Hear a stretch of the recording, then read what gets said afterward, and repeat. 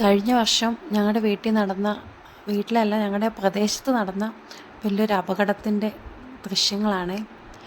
എന്താണ് സംഭവിച്ചതെന്നുള്ളത് വീഡിയോയുടെ അവസാനം പറയാം. അപ്പോൾ ഇതൊന്ന് കണ്ടു നോക്ക്. ശരിക്കും പറഞ്ഞാൽ ജീവൻ തിരിച്ചു കിട്ടിയ നിമിഷങ്ങളായിരുന്നു.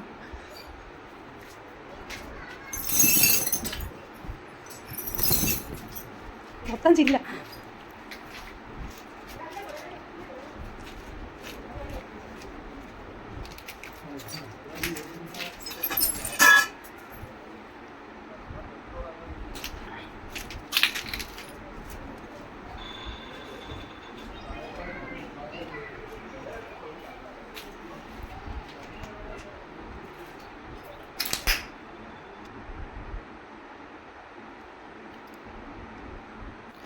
സംഭവിച്ചത് എന്നാന്ന് വെച്ചാൽ, എല്ലാവരും ന്യൂസിലൊക്കെ കണ്ടിട്ടുണ്ടാവും, തൃപ്പൂണിത്തുറ കഴിഞ്ഞ വർഷം അപകടം ഉണ്ടായത്.